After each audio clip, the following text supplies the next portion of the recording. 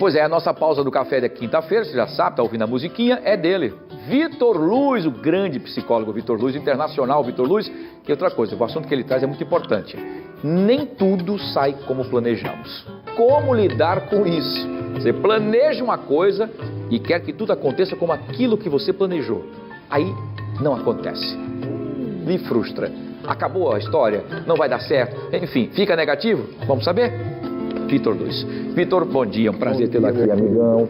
Prazer tê-lo aqui sempre, todas as quintas. Esse tema é muito interessante, Vitor. A gente tem, olha, eu vou falar isso até por causa própria. Eu sou muito perfeccionista, mas o mundo não é perfeito, então o mundo está sempre torto.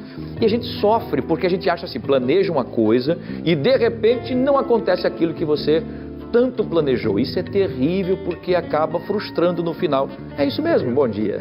Bom dia, Wilson, bom dia a todo mundo que está em casa. De fato isso acontece e é importante que a gente aprenda a lidar com os nossos planos e com as nossas expectativas para que a gente não se frustre. Falar sobre isso é muito importante para que a gente possa se relacionar melhor com o nosso dia a dia. Agora, veja bem, como é que a gente pode ficar mais leve em relação a isso, para quem tem essa dificuldade, por exemplo? Porque a pessoa fala assim, bom, mas eu sou organizado, não é que eu seja metódico, mas eu sou organizado. Então, se eu planejei e não aconteceu, como é que eu faço para não me frustrar? Ótimo, Wilson. Sempre quando a gente planeja alguma coisa, a gente acaba criando expectativas em cima da realização daquele projeto, daquela ideia, daquele sonho, daquele planejamento que a gente criou. Mas é importante que a gente pare para pensar e raciocinar quais são as probabilidades e as chances de dar certo e de dar errado. Então, muitas vezes, quando a gente vai tirar um visto para viajar, nós temos 50%. 50% de chance para ser aprovado, 50% de chance para não ser aprovado. É importante que a gente se prepare para os dois. Embora a gente esteja motivado e que a gente deseje muito a aprovação, pode ser que a gente não seja aprovado. E se isso acontecer, o que é que eu posso fazer? Quando eu me preparo para os dois, fica muito mais fácil de eu ser resiliente de acordo com aquele estresse que eu sofri. Entendi. Né?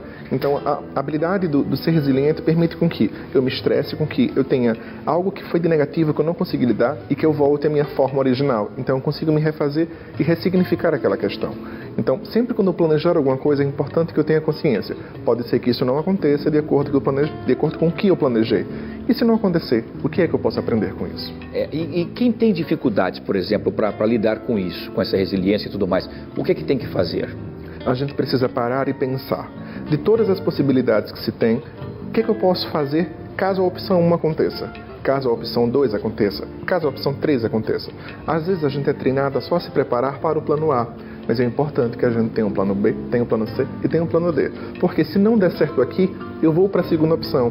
Mas às vezes o nosso senso criativo, às vezes a gente não consegue desenvolvê-lo e a gente só fica fixo em uma determinada coisa. Então é importante que no processo de resiliência, de se refazer, qual é o meu objetivo? Eu quero alcançar? Eu quero conquistar a promoção? Eu quero conquistar aquele relacionamento? Eu quero fazer algo diferente para o meu relacionamento? Tenta o plano A. Se o plano A não der certo, tudo bem, eu vou para o plano B. E assim a gente vai tentando, porque o objetivo é conseguir e não parar na primeira não vitória. Muito bem, primeiro obstáculo frear, acabou, né? Não tem jeito, né? Agora, o Vitor, as pessoas que talvez tenham mais dificuldades em aceitar esse percurso, que ela traçou uma linha e de repente ela teve que desviar essa linha porque acabou tendo um obstáculo ali, como nós citamos. Essas pessoas são porque elas são mais inseguras ou porque elas querem chegar a qualquer custo naquele objetivo que ela tanto definiu. Que tipo de pessoa é essa que sofre mais do que as outras? Porque tem algum problema, eu sou extremamente otimista. Então, logicamente que eu traço o objetivo, estou falando de mim porque eu acho que a gente tem que falar também da gente também, enfim. Então a gente traça o objetivo, mas às vezes não dá certo lá aquele objetivo ali, mas a gente tenta com otimismo, legal, ó, não deu certo agora, mas daqui a pouco vai dar, vamos lá, então a gente toca para frente. Mas tem algumas pessoas que se frustram, que se retraem, não tentam mais e sofrem. Que tipo de pessoas são essas? Ótimo. Wilson, ao longo do nosso desenvolvimento, a gente vai conquistando segurança, a gente vai conquistando um senso de esperança e de acreditar que as coisas podem ser diferente do que as outras. Se ao longo do nosso convívio social, se de acordo com a nossa história, a nossa segurança ela não foi muito bem trabalhada por nós e pelas pessoas que estão ao nosso redor, então talvez a gente fique mais inseguro, talvez a gente tenha mais dúvidas sobre o nosso processo de escolha, né? Ao redor eu tenho observado muitas pessoas que elas não acreditam no próprio potencial. Elas entendem Elas sabem o que fazem, elas têm um talento e as virtudes para, mas elas não acreditam. Por quê?